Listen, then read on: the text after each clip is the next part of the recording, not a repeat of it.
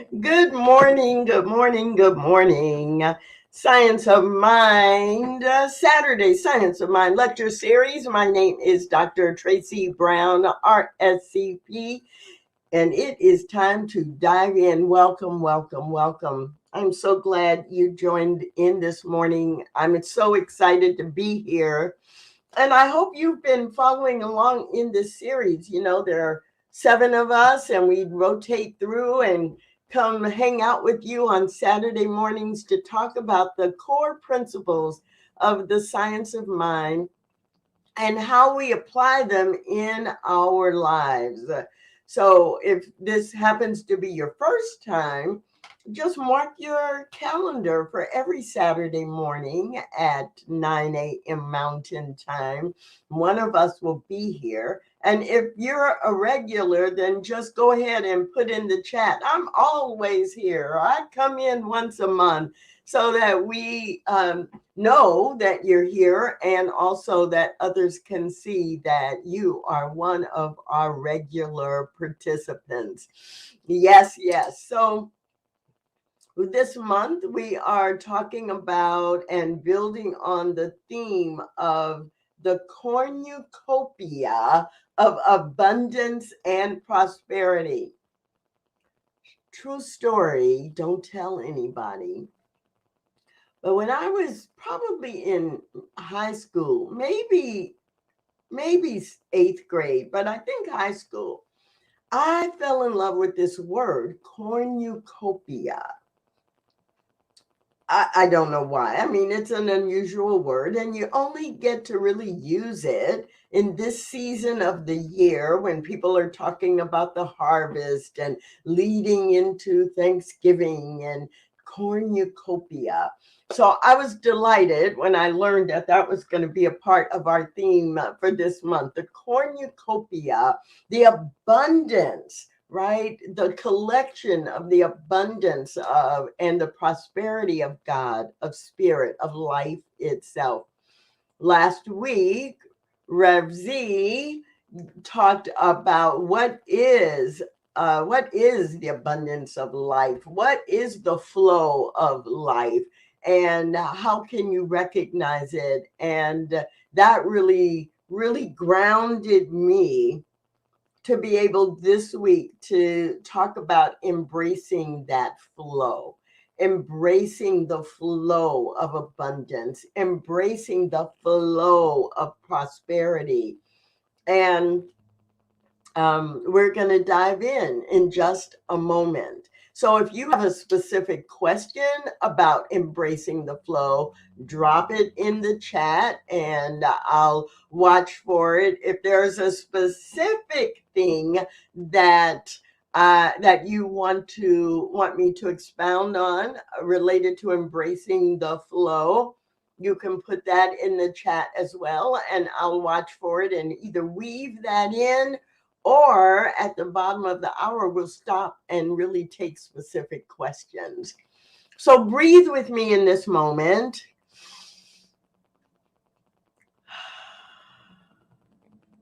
And know with that one breath, now is the perfect time to not only think about embracing the flow, but to truly embrace the flow through the breath, through the thoughts, through the ideas, through the choices, through the questions, through the responses, through the exploration, through the decisions, and through the learning. We embrace the flow right here, right now. And so it is. All right. So good morning, everybody. Good morning, John. Good morning, Diego. So glad you're with us. Let's go. So I was thinking about what Reverend Elzia talked about last week. And what came into my mind was something John Randolph Price wrote decades and decades ago that is so in alignment with what we teach in Science of Mind. I had to go find it. John Randolph Price wrote about the principle of have. Now, Joel Goldsmith also wrote about the principle of have. He talked about when you believe that you have something, right, then the universe must fall into place. Ernest Holmes taught us that as well, that what you believe you receive, right? Go back to biblical scripture, teaching us what you believe you will receive, what you ask for, you will receive. Like they're all in alignment. But I love what John Randolph Price wrote, and this example of it is in a little booklet called The Manifestation Process: 10 Steps to the Fulfillment of Your Desires. And step number 4 in the 10 steps to the fulfillment of your desires is the principle of have. HAVE. I was going to say read along with me. I'll read, listen along with me. When you accept something, you have it, even if what you accept is still in invisible form. If you have a need and Spirit gives you the fulfillment of that need and you accept, your consciousness will begin to shift from a sense of need to a sense of have, HAVE. The fulfillment is yours even before you see it in visible form or experience. And when you have something as a part of your consciousness, you can, quote, I am, end quote, it with affirmative statements and thoughts. For example, if you choose and accept an all sufficiency of supply, the pattern of that divine idea is established in mind. Therefore, in truth, you have the abundant supply and you make it a reality in consciousness by personalizing it. For example, I am rich. I am the lavish abundance of the universe, individualized.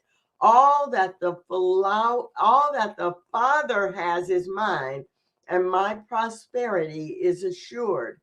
I am now filled and thrilled with the consciousness of abundance and plenty.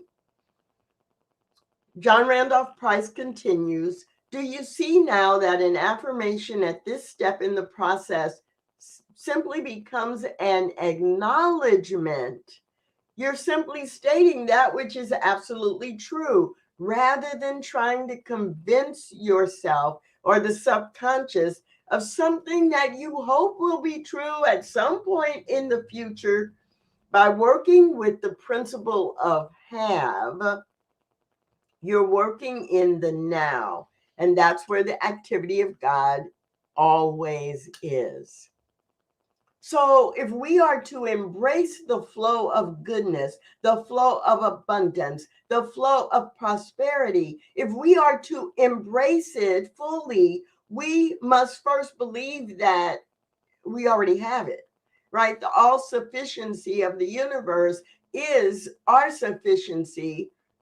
And it's not what we need, it's what we claim. And John Randolph Price does a beautiful job here of reminding us that our affirmations are affirming the acceptance of something that is invisible right in this physical moment of time and space, but we accept it as provided. We accept it as our birthright. We accept it as the reality that we are catching up to as we move into our future. It is already done. So our affirmations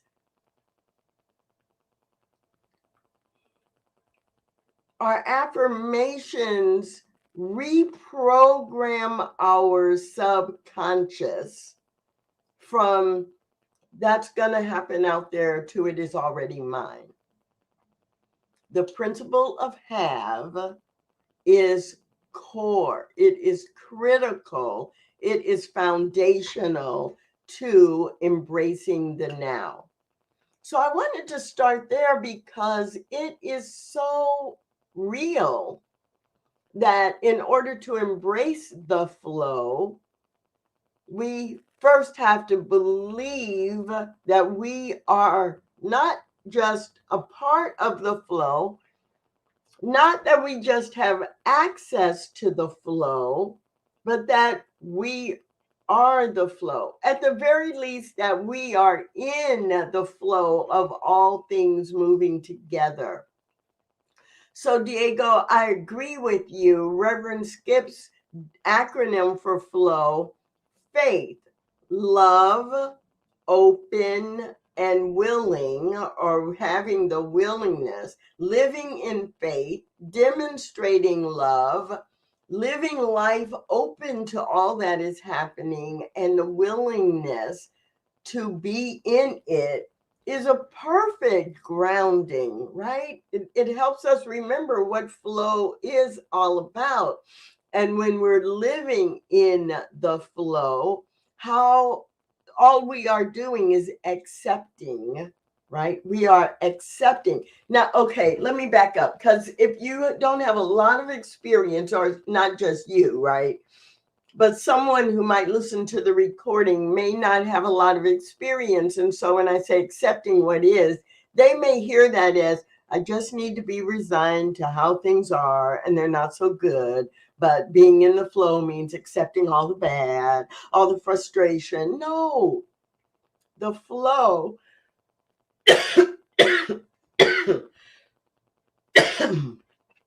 the flow, as we are talking about it, is the flow of God, the flow of life,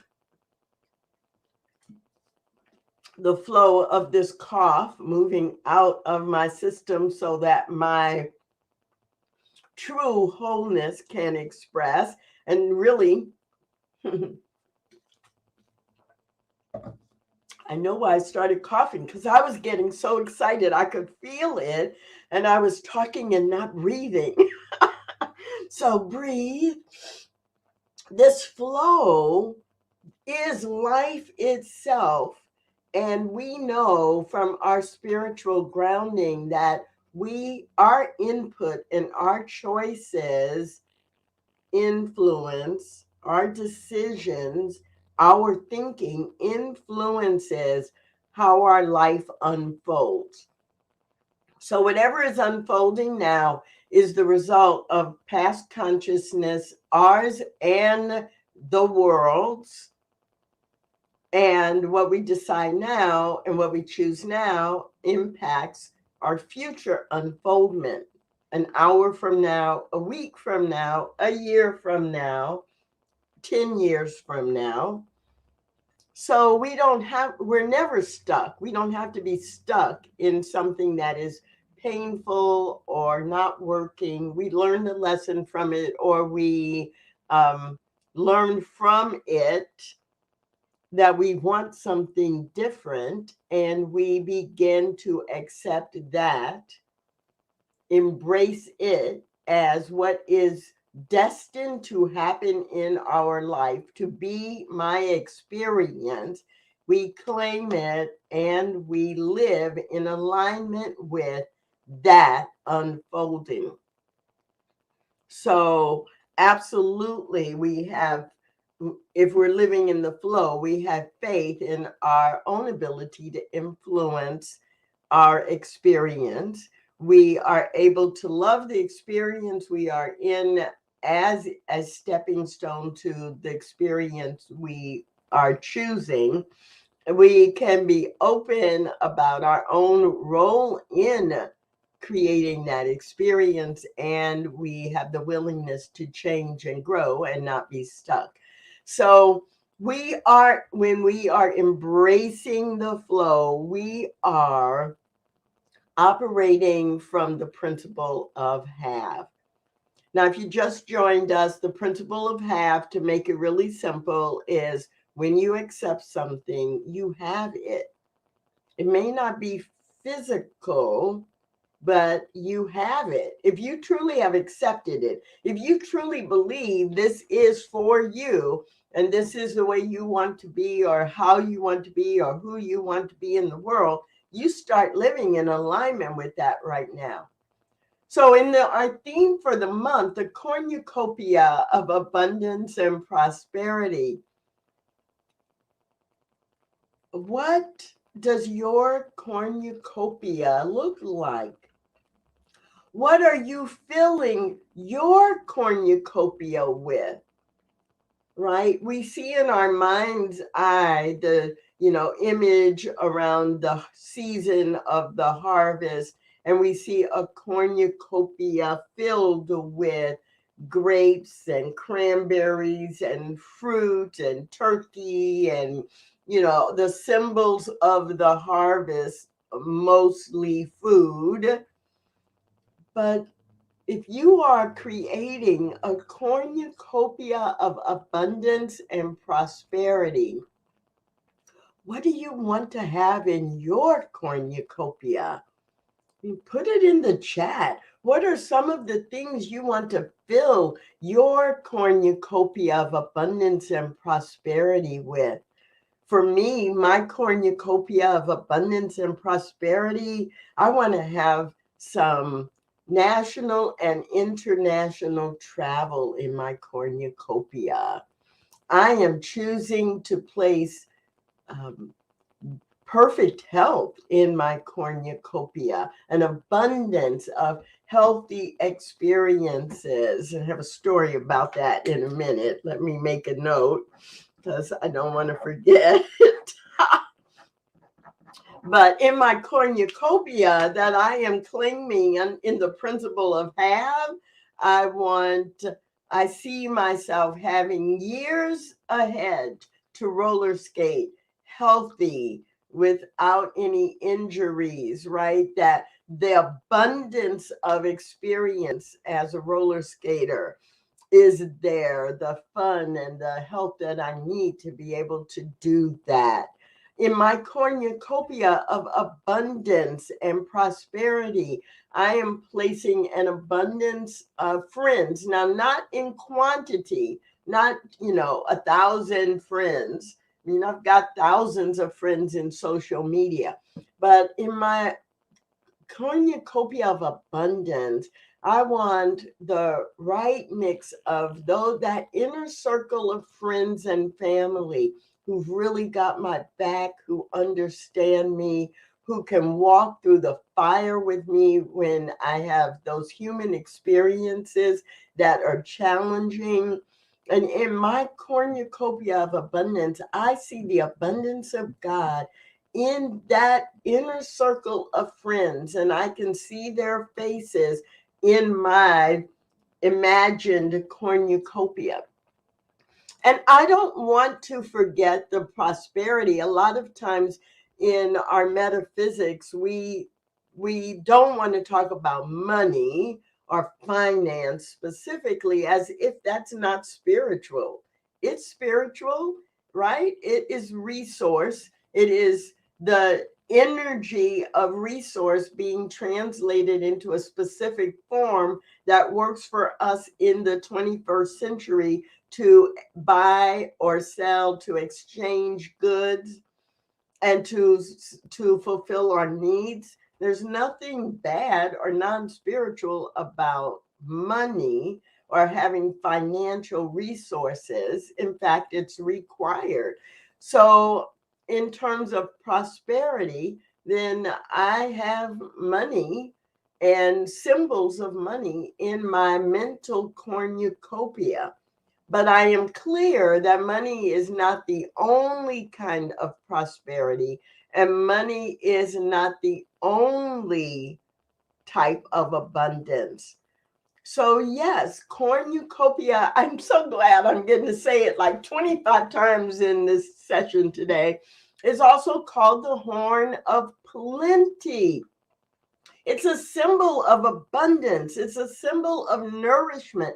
It's a symbol of infinite supply, particularized to your experience. Infinite supply, particularized to your needs, your experience, your choices of the related to the principle of have. I want to read the affirmation that John Randolph Price wrote again, because I want to take it in, and I'm going to encourage you to take it in as well. I am rich. I am the lavish abundance of the universe individualized. All that the Father has is mine, and my prosperity is assured. I am now filled and thrilled with the consciousness of abundance and plenty. I am rich. I am the lavish abundance of the universe individualized. Do you really believe that? Do you? I know as I read it, it's like, oh, this is good. And I really like that line. I am now filled and thrilled with the consciousness of abundance and plenty. But do I live every day as if I believe this? Do I live every day applying the principle of have? I'm not ashamed to admit that, no, I don't live that way every day. And it's one of the reasons why I do spiritual practice, to realign myself. It's one of the reasons that I, participate in shows or programs or resources like this online, because I get reminded, oh, the principle of have. What do I believe I really can have? What do I believe I already have? What am I telling myself? Am I feeding myself with messages that help me embrace the flow of infinite prosperity, infinite love, infinite joy, infinite beauty, infinite peace? Or am I caught up in the human story and being distracted from the perfection of spirit? All of us get distracted because we are living a human experience. We are human beings, or most of us are human doings more often than human beings. But we're human, and our humanity is real, and our humanity is required, for us in this human form. But our divinity is always a breath away, and asking us or allowing us to align the two. So my humanity allows me to choose to embrace being in the flow of divinity. That's what we're talking about all month. How do we choose? How do we keep bringing ourselves back into alignment with this horn of plenty, with this cornucopia of abundance and prosperity that's right here, right here? It is already ours. So, yeah, keep thinking about what is it that you're putting in your cornucopia. And I'm going to tell you a funny story. And I promise you, it may not sound funny at the beginning, but it ends up, it's a funny story. So last weekend, I was hanging out at a place in Fort Worth. I live in the Dallas-Fort Worth area, and I was visiting the Fort Worth Water Gardens, which is it's a beautiful little in the city park right next to the convention center. So it really is in the city, and instead of just being a park with trees and grass, it actually is a park that was built around 4 or 5 water treatments, and a big area where there can be like performances, like kind of an amphitheater, but not with seating. And And so there's a water treatment that's like a Zen garden where the water is still and quiet, and there are big trees, and it's down. You have to walk down into it, and there's water going down the walls as you walk down into it. It's beautiful, peaceful.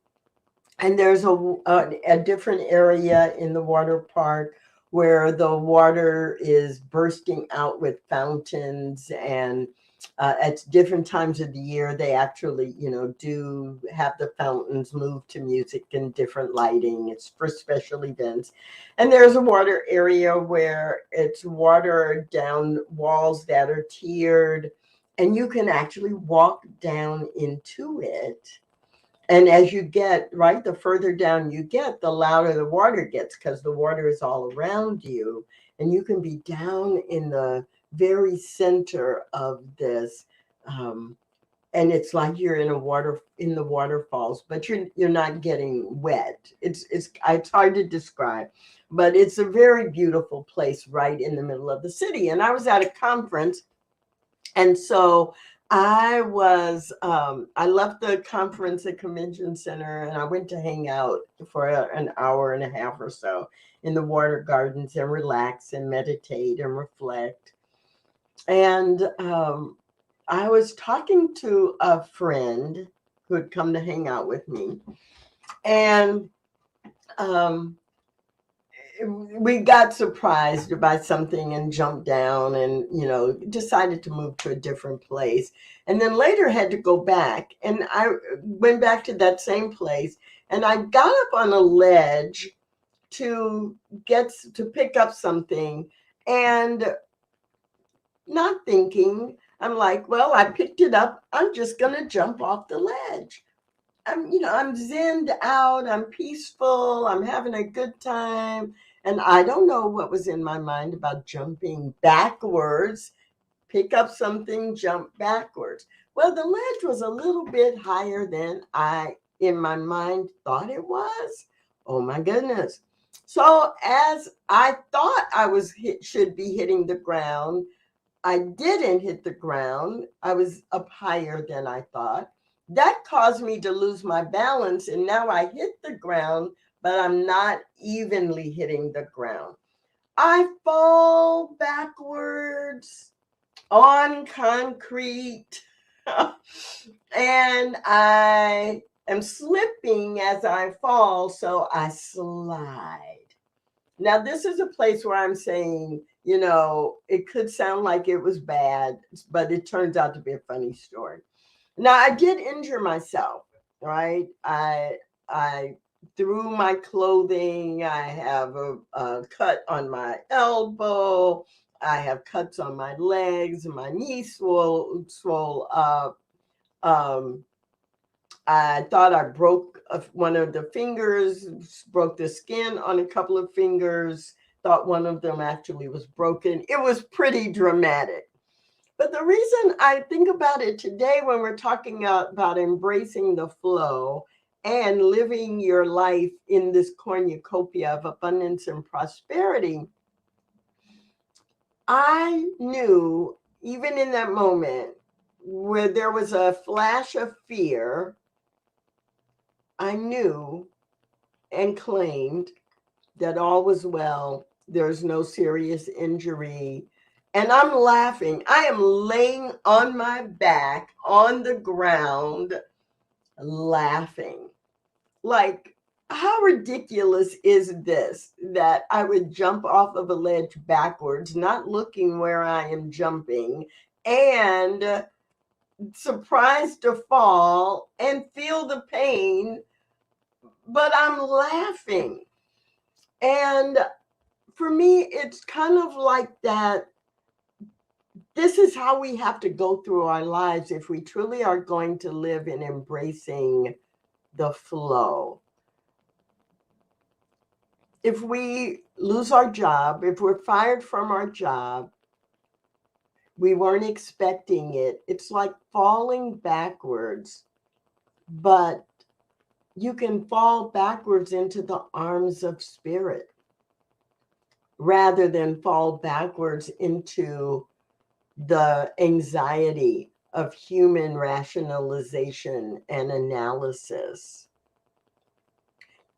I fell backwards, and in the process of falling, I knew I had made a poor choice in terms of jumping backwards without even looking where I was going. But how many times have we done that in our lives? I invest in stocks that I haven't fully researched. I didn't look before I left, right? Look before you leap. I didn't look before I leaped into the investment. And I got bruised up financially, but it wasn't permanent because I kept returning to embracing the flow, that the infinite flow and the self-sufficiency of spirit would get me through this, and I would not make the same mistake, but I also wouldn't live for 10 years beating myself up for the mistake, because I know I get to choose what's in my cornucopia of abundance and prosperity, and I embrace the flow that I'm never stuck with one outcome or one effect or one thing that my brain might be telling me or my ego might be saying, oh, you invested in that stock and you lost all that money and you should never invest again, and you are now going to pay the price for it for the next 50 years. No. Well, yeah, that's using the principle of have. If I believe that what I have is a failure that is going to influence me for the rest of my life and control my finances. Or I can use the principle of have to imagine a positive outcome and then live in alignment with what will create that positive outcome. So the principle of have is a principle like every other spiritual principle. Do I use it for good? Do I use it to tell myself something bad or to create an environment around me that puts me in victimhood? So when I refer to and think about the fall, it reminds me of the principle of have and this commitment to embrace the flow, the abundance of life, the prosperity of life. So I don't know. What about you? We're at the bottom of the hour. If you have a specific question about embracing the flow, now would be a great time to put it in the chat and we can talk about it. Or if you have an example of how you have embraced the flow, that would be great. And I love this Lao Tzu quote. Life is a series of natural and spontaneous changes. Don't resist them. That only creates sorrow. Let reality be reality. Let things flow naturally forward in whatever way they like. Let reality be reality. Reality doesn't mean it is prison. It doesn't mean that the reality of today, that you are limited to live that reality forever. It is the reality now. Oh, look at this. This is what I like about what's happening now. This is what I want instead of what's happening now. Now let's move forward. Keeping the things that we love and creating the things that we would like to have next. This is embracing the flow of life. And this is what it means to embrace abundance and prosperity. You have been created to be the example of infinite prosperity, infinite love, infinite exploration. You have been created to express life in its fullness. And so anytime you're experiencing constriction, its purpose, its primary purpose is either to give you what you have been thinking and claiming, because life gives you what you believe, or it's to bring your attention to, wow, that's really constricting. I don't want to be just within these boundaries. I can push my boundaries out to here and live into that. And when that starts feeling constricting, wow, I know how to push my boundaries out to here. That feels good, until it feels like limitations, right? We have that ability to continually outstretch or push out our boundaries to experience what we want to experience, or to experience the qualities that we want to experience. And that is what embracing the flow is all about. So there's something else that came to mind as I was thinking about this, and maybe you will find it interesting as well. Ernest Holmes talks about having each one of us having the responsibility to create a receiving center, to create ourselves and our lives as receiving centers. And he does this in several different writings and talks. But my favorite, my go-to around this is in the Living the Science of Mind.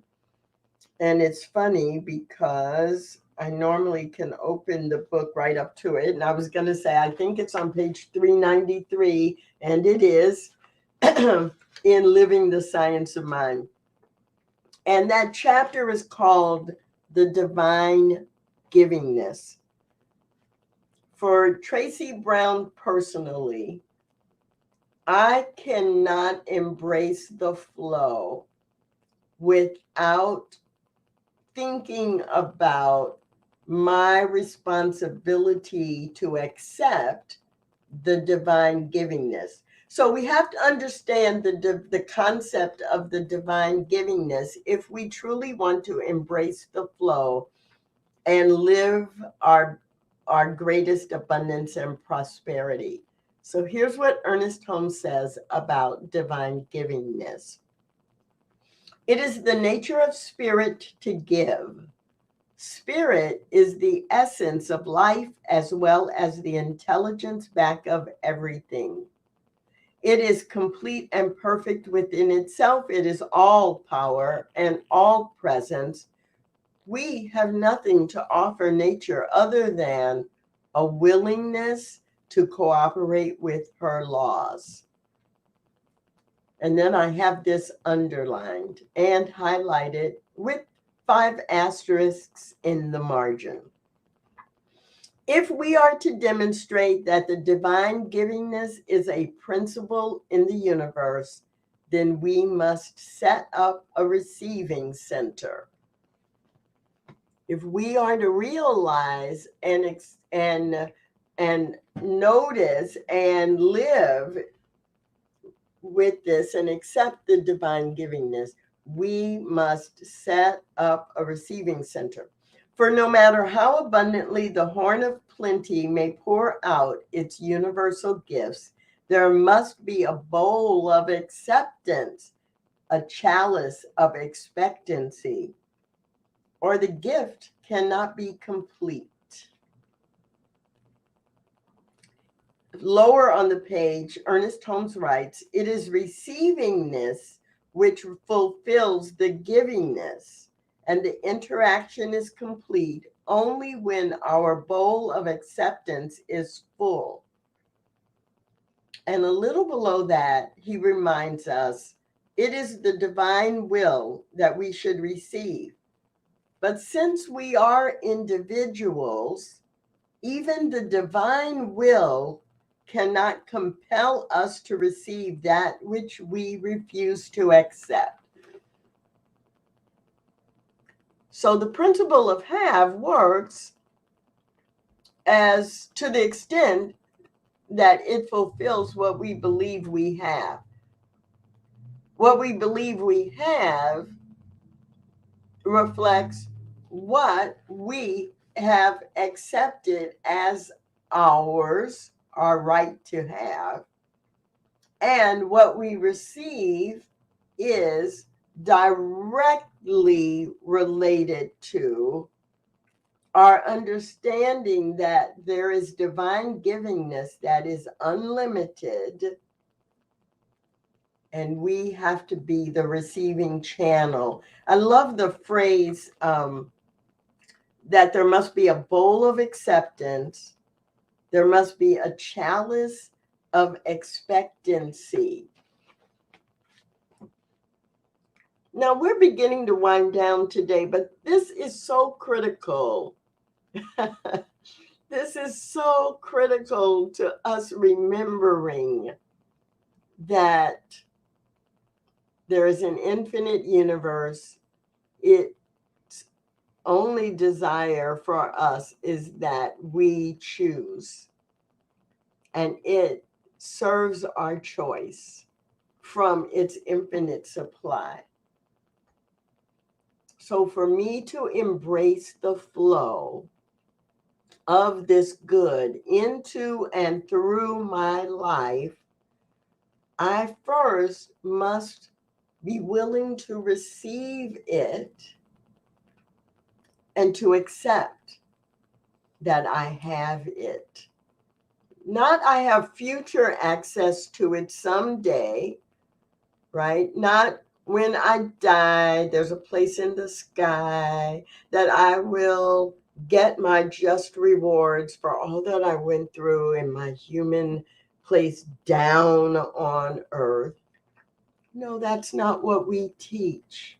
We know in science of mind and in New Thought teachings in general, we know that heaven is a state of mind and the experience we create now. And we know that if we embrace the all-sufficiency and the infinite nature, the infinite supply of God, we are able to bring that into our life in physical expression, in our body, in our mind, in our emotions, in our experiences. So you may have the great fall, like I did physically 7 days ago, and you can still know that your body, every cell in your body is working together for good to restore itself to functional form.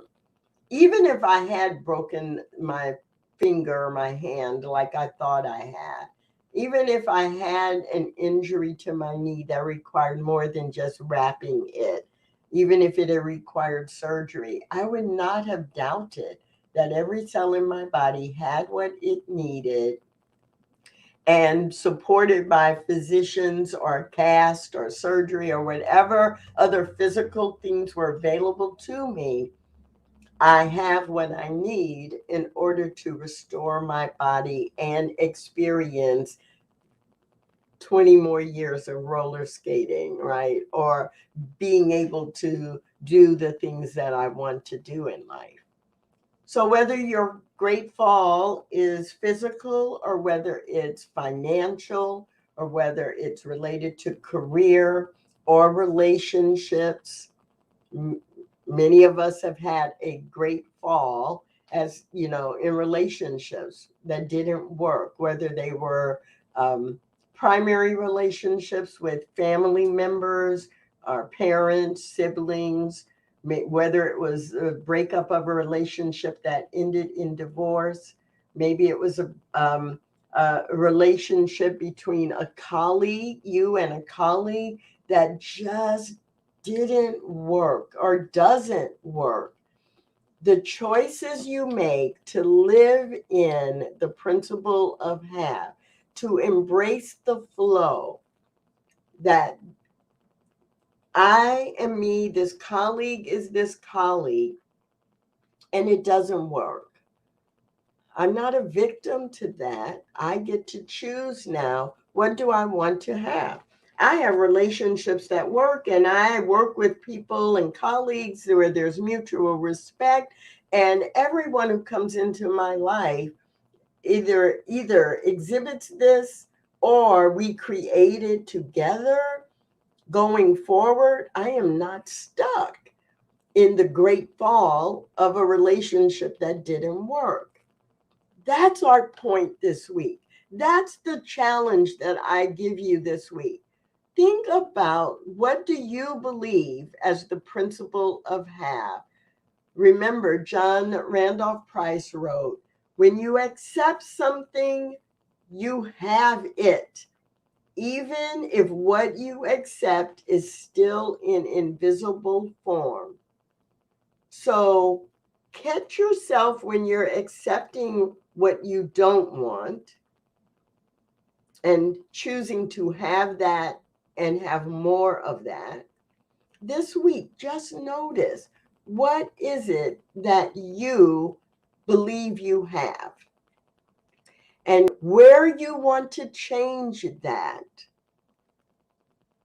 then consciously choose to embrace the flow of goodness coming into your life in the form of what you want to experience instead.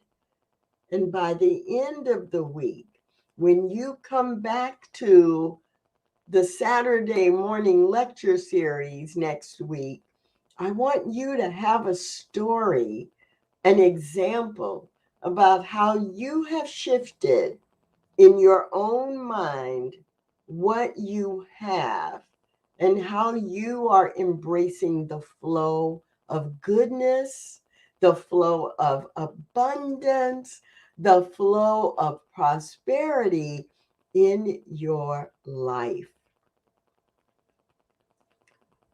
Next week, you're back to Rev Z, and he is going to talk about, now that you have this principle of have in mind and you have embraced the flow, how do you use it? How do you use it to go from having it in the invisible to having it in real life? I'm going to be dialed in listening, and I hope you will join us. And in the meantime, if you are able to make a donation, a financial donation, to build the prosperity and abundance of this network, and have this network allow and continue to support you in your spiritual journey and your growth, then I just want to encourage you to go to ntmedia.org and click on donate, or find the links anywhere in the Facebook group today, right now, or anytime during the week. We are so delighted to be here with you and to be here for you and to explore the Science of Mind teachings together. We want to be able to continue to do that and share it with you and others for a long, long, long, long time. So let's go out this week embracing the flow. My name is Tracy Brown. I hope you got something that you can use during these last 45 or 50 minutes together. And I will see you again in a few weeks. Bye for now.